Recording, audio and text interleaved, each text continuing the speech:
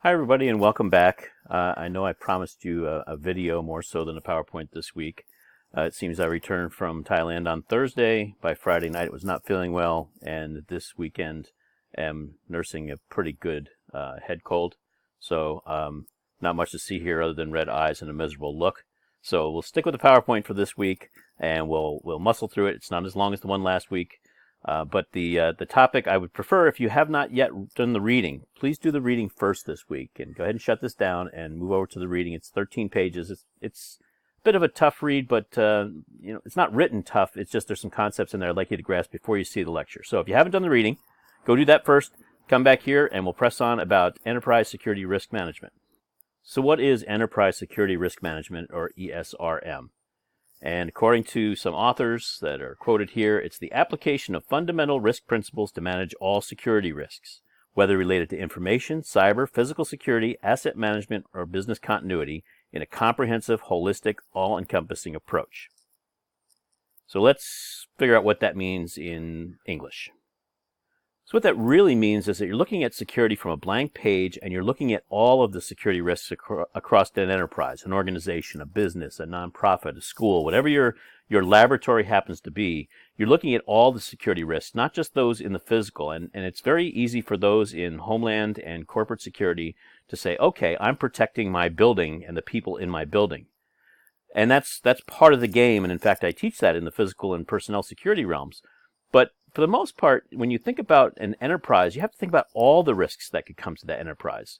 So if you're just plugging the hole that says, I'm going to protect people and property, what about your supply chain? What about your customers that will get the products that you make, and the cyber risk and several other risks? So what you're going to do in ESRM is to look at the entire organization and the risks. You're going to use partners to do that, and then apply the best tools to handle all of those risks. And you're going to understand the threats and risks to your business as opposed to just those to a piece of property or to the people that you're protecting. Both very important, but you're going to look at risk in a very holistic way across all of your partnerships in your organization. So a couple of reasons why this is important. Well, first of all, you're going to handle more risks, right? You're going to shut down more opportunities for your business to be disrupted, and that's really what your job is. But you're really also shifting some of this risk identification to those who it influences most. As a security manager, you probably will not know everything that goes on at your facility, especially if it's large or a complex business. I'll give you a bit of a horror story. I worked as a security manager at a chemical plant one time, and in chemical manufacturing and pharmaceuticals in this particular case, there's something called an intermediate. So you start with chemicals A, B, and C, and you mix those together and you come up with chemical D, and then chemical D is what's processed to make the final product, perhaps. So that intermediate, that D, is something totally different than A, B, and C once the chemical reactions have taken place.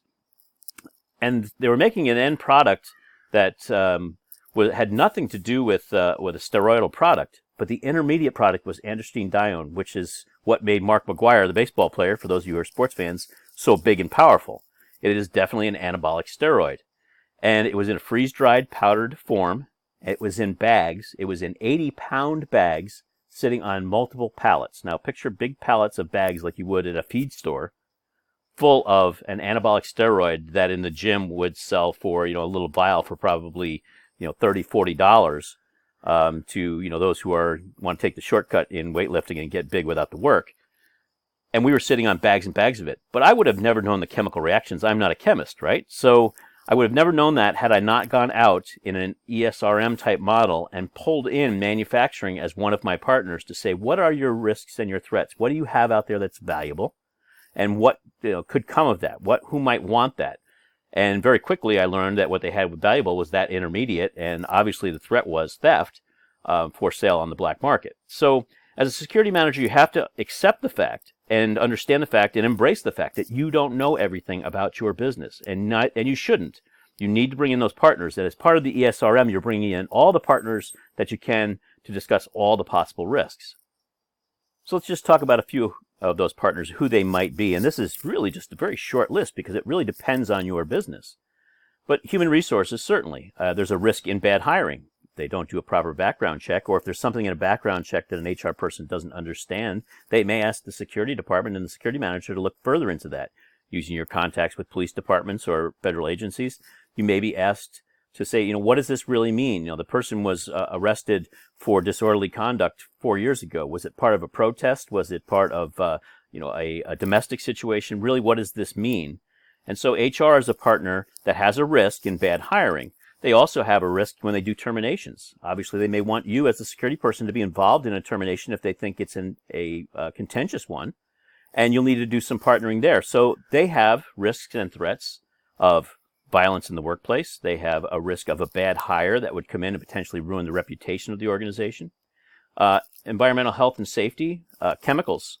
Certainly most components use some kind of a chemical, and I use the term chemical in a more generic sense, but in electronics manufacturing, mercury was used in switches forever, right? And silver is still used in many components of computers and televisions and everything else. So the risk of theft to that, you may not know that exists.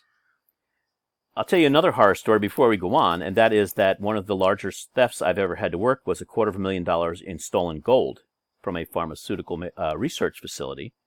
Gold, in its very refined state, is used as a carrier for injectables. And there was $750,000 worth of gold in jars, stored terribly. They were stored in file cabinets with faulty locks so that every researcher in the lab could get to it. They weren't even thinking of it as gold. They were thinking of it as just another chemical compound, another compound they were using in the lab. And there was even a trail of poor control once the theft took place. But as a security manager, I wasn't the security manager. I was over the security manager at another location, but he had no idea it was there. It wasn't his fault. No one told him there was gold. But ESRM model he would have gotten with the chemists in that research lab to understand what they had. So, risk to chemicals and compounds, EHS normally has a good handle on that because there's a lot of reporting around how you handle certain materials. So they would be a very interesting partner. Supply chain, raw material delivery. If you have a raw material that's coming in and there may be some sort of a disruption to that chain, certainly that's going to upset your business, and it could be a security component. Could be that your company is one that just has a bad reputation in the community, and people may try to block your raw materials from coming in. There could be protests around your company itself. And so the supply chain folks would let you know what the risks are there and what they absolutely must have, and those shipments going in that are, it's a non-starter if they don't get them. The risk to information loss and compromise. We have a number of cybersecurity majors, information security majors in this course. You certainly understand the risk to information. Information is the lifeblood of any organization, especially if you've got proprietary processes. You certainly don't want those stolen. So those risks and understanding what IT puts their major security components around, be it email because they're concerned about people doing that, be it around thumb drives. And most organizations are getting away from those, but those are a risk, and physical security perhaps can do a screen for those when they're doing walkthroughs. There's a lot of things you can do with that partner. And finance, the loss of assets, and certainly then the loss of capital. So we're talking about everything from embezzlement to general theft. Those are just some of the partners, but if you think about any organization, think about any place you work, any store you've worked in, what are the different components? What are the different things that people do? The payroll people may have a risk, and certainly not getting paychecks out in time in a retail organization that doesn't necessarily pay fantastic wages. Those people may walk on day one. So there could be a security risk around how paychecks, if hard paychecks are still used, how they're stored when they get to the individual retail outlet. So your partners are really varied. This week I'm going to ask you to pick a few partners. Just think about who it could be in maybe a job or an organization you've worked with, or just some that I've mentioned here, and some of the things that I didn't mention, how they might perceive risk to their individual business that you can holistically look at and put everything together. So when you're looking at an enterprise security risk management model, you need to identify the partners and consider every combination of partners. You don't want to have a cast of 100 and try to, herd cats, if you will, right? If there's too many partners. But somebody from facilities would represent perhaps dining services and the janitorial staff and snow removal and window washing and all those sort of people that have certain risks, right? So you grab somebody from each major organization, but consider them all. Don't automatically discount somebody until you've had that conversation. It may only take 20 minutes to discover that you've got those big bags of steroids sitting around like I did, and you wouldn't even think about it. Then you order those risks, right? Is there overlap? And there will be overlap. So the same people who are protecting so EHS and the manufacturing people may have overlap, certainly for different reasons. The manufacturing side may have a particular material that they need to make your end product. The EHS people may say that particular compound is something that, if it got out into the environment, would cause us great reputational harm. So really, you're going to protect that single resource, that compound, if you will, or that material, or that piece of equipment, but you're doing it for two different partners. So when you order the risks, you'll be looking for overlap, so that you know then that this is a risk to more than one element and could go wrong in many different ways, and that will order it higher on your list of those assets, right? And the risks. You have to decide how you're going to monitor for new risks. The world is ever changing, right? Nobody would have thought about computer hacking in 1979, but it is something that everybody thinks about today. So you really need to think about how things change. Defining a vision is something that Howard talked about in the article you read, and I'm not going to try to repeat what he talks about because he has a really simple model for this and it works really tremendously. Define a vision for where you want to go when it comes to risk, knowing that you can't mitigate and close off every threat and risk, because if you take no risk, you'll make no money, right? You'll make no headway. Everything involves risk. When you get in when you walk out of your room in the morning and walk to class, there's a risk that you get schmucked by a bus or struck by lightning or run into that old boyfriend or girlfriend who has a grudge against you. There's always risks in everything you do, but you're deciding what's acceptable and what's not. So when you define your vision, don't ever say that we're going to close all risks of the business. We're going to address every risk, because you can't do that. What you're going to define is where your parameters are as far as acceptability and what things you're going to do, what types of elements you'll put in your program to assess and mitigate some risk. And then consider the things that you have in place and whether or not they fit the new mold. It's so easy for a security manager to come into a job and say, okay, I've got card readers on every door, and I've got alarms on every door, and I've got cameras on every corner, so I'm good. But those things expire. The processes that you have, the way that you bring visitors into your facility. Again, back in 1970s, you brought in a visitor, you were concerned about the fact that they would come in and perhaps take pictures of some of your processes, okay? And so you screen them for a camera. Good luck doing that today, because every visitor has a cell phone and every cell phone has a camera. So that old process doesn't work anymore. You can prohibit photography, but you can't prohibit cameras anywhere, just about anywhere anymore, because everybody carries one. Same thing with information risk, right? You have to consider what's there, but don't be afraid to take things that are expired and just put them on the shelf. Say, we don't need to do that anymore, or that doesn't make any sense anymore. Don't try to back into things that you already have. And Howard goes into that a little bit in his article, and some good advice we'll revisit later in the semester. So we talked about the planning for ESRM, and then you build it. And when you build it, and when you talk about your vision and you're building your platform, include hard and soft elements. And by that I mean we go back to that gold example, right? The hard elements would have been put the gold in a safe. It was worth $750,000. I'd say that's an investment of a couple grand in a decent floor safe that's anchored to the ground, so that no one could take it, and controlling the combinations to that safe, right? That's a hard element. Soft element was more making sure those scientists understand that this gold was, well, gold, okay? And they really didn't. They considered it just another compound in the lab. So make sure that they are trained in properly securing it between every operation they do. Don't leave it out on the bench when you go to lunch. Make sure that you're not necessarily advertising the fact that you have it. Make sure you're keeping good records on what you've used and what is remaining. Don't just start with 1 kilo, take out a half a kilo, and assume there's a half kilo left there. You do a weight of what you took and a weight of what is left. Processes that are soft elements to accompany the safe and the alarms that you would definitely put on the door of a safe like that, those types of things. But include both when you build any kind of a program. The monitoring is the part where it falls apart on just about everybody. And you have to think about this up front. What sources are you going to use for intelligence and feedback on how things change and whether or not you're providing the right risk management around something? So right up front, understand where you're going to get your information on changing risks. I don't discount the value of consultants in this and outside agencies. They do it for a living. They're very good at it. A good security manager finds a good source of information and sticks with it because it's how they build their program. and again, the partner feedback. You can't do this once. You've got to go back, at least annually, in my opinion, sit down with your partners and have a risk management committee meeting to talk about, these are the risks we identified last year. Has anything changed? And have we had any losses associated with those risks that we could have done better, and maybe we adjust our fire a little bit? And then you practice and practice and practice. And really, that's something, again, we'll talk about later in the semester, but you have to understand that just because you put something into use doesn't mean it works. You have to go back and adjust and look and make sure that what you've done works. What you're really working on here, and this is an important term to remember because you'll hear it again, is a continuous improvement model. It's not a set it and forget it kind of a thing with ESRM.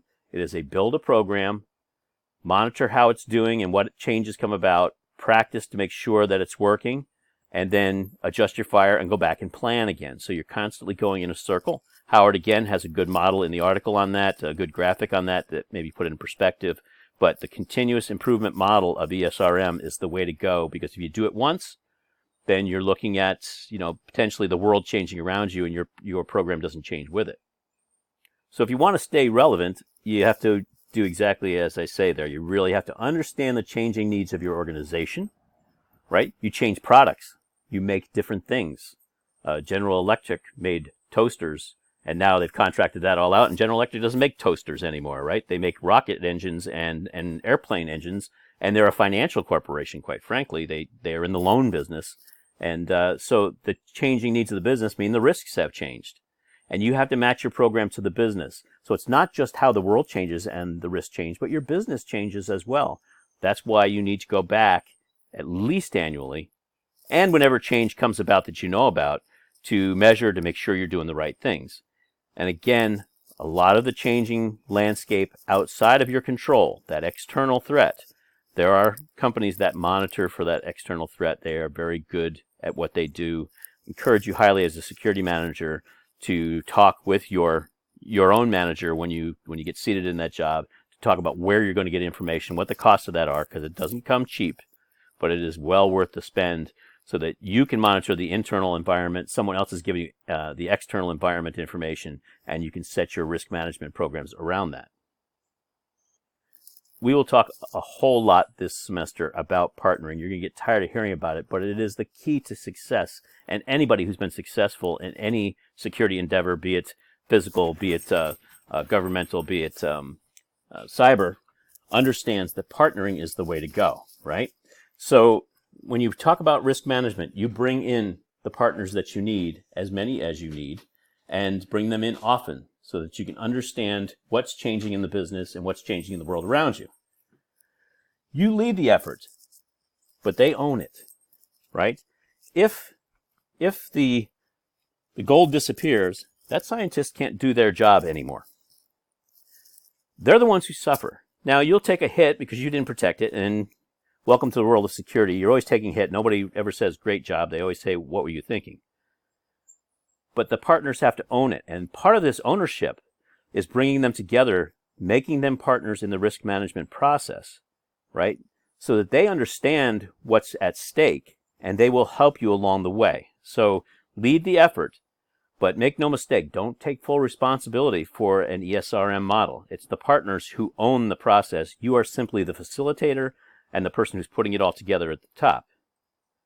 Make sure you identify as many of these partners as possible, and then bundle the risk to find the synergies. Again, think of something that more than one partner may have that could affect what they do, such as the EHS and the manufacturing people may have a chemical that manufacturing needs. I refer to chemicals a lot because it's my background, but it could be anything, a material of any kind that the manufacturing people need to make the product.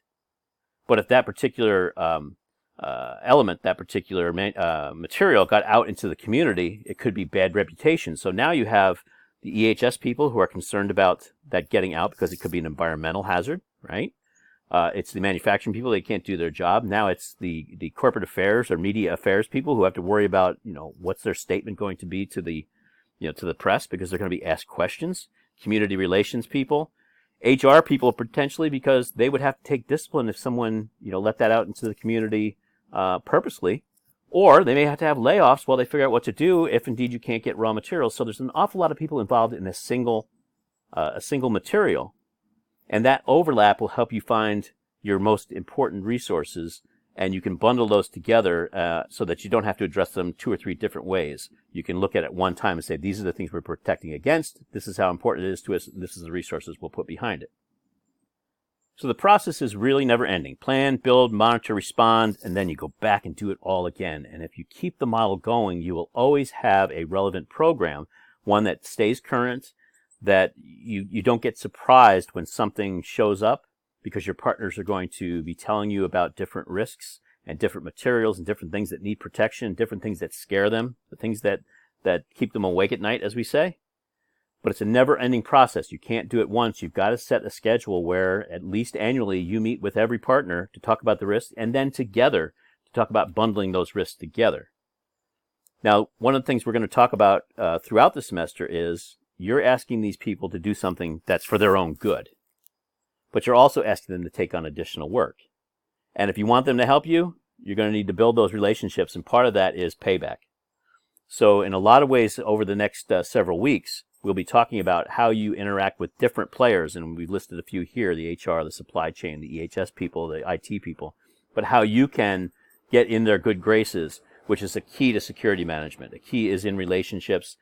When you ask these partners to do something for you, when you build this ESRM model, then they're going to be expecting something in return, not just the protection that you offer, unfortunately, because that's your job. And so we'll talk about some of the ways that you can partner better with those folks over the next several weeks. So this week you have some deliverables. You have the reading, which I hope you did before you looked at this lecture. It will make a lot more sense, and you may have to go back and look at the lecture again, unfortunately, after the reading, if you really want to make sense of this. The lecture, which you've just finished, thank you very much for your attention. And then you have an initial discussion essay, and this is just a single writing, 250 words, which at 12-point font, double-spaced, is 1 page. Okay, anybody that gets hung up on 250 words, welcome to college. Okay, because that's not a heavy lift by any stretch. But you need to understand the format, and in the discussion assignment, I've been very specific about how you write this. It needs to be in paragraphs. It's third person, not I think this or I believe or I would do this. It's really, you can skirt around that by saying we, or the industry, or the profession should, a security manager should. You're talking in the third person, so you don't mention yourself. You simply avoid the whole me, my, I situation and write in third person. Very important that you learn to do that. References are required. Got a little surprise for you on a slide coming up here, because one of the references I did, and the other one is actually in the reading assignment.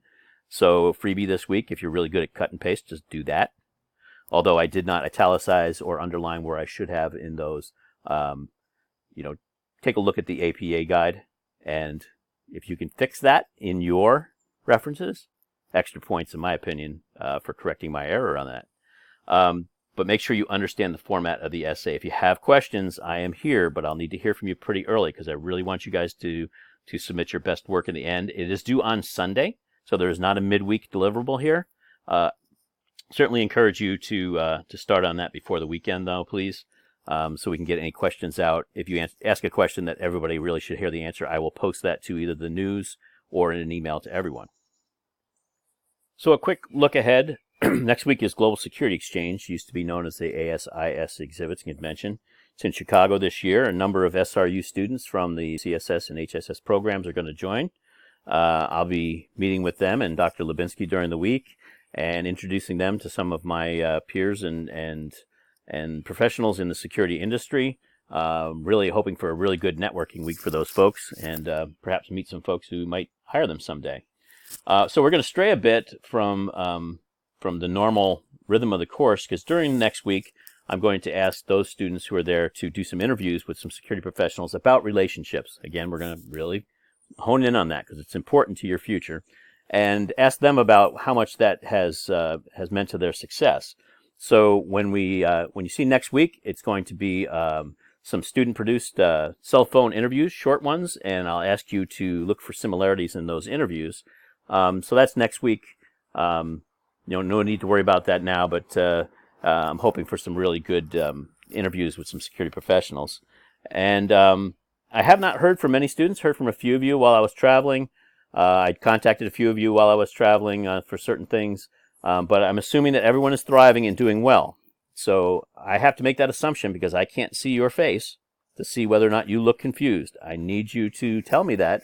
There's no harm, no foul in calling me or this, or I'm falling behind, or what the heck is going on around me? I'm totally lost. It's okay. I hear that every semester from somebody or some people.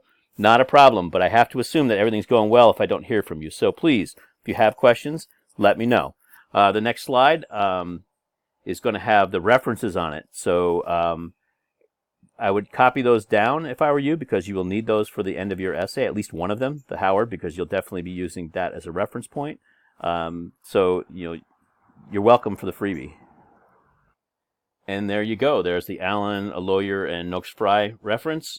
And certainly the K.L. Howard one, which is the reading assignment that you had. You'll definitely need to put that at the end of your essay. Remember, I'm looking for paragraphs, third person, and a very clearly written essay. So don't wait till the last minute to start that, please. Everybody have a great week. I look forward to hearing from you. I will be answering back on your submissions, as I did with some of your introductions. So please don't hesitate to reach out if you need anything. Have a great week.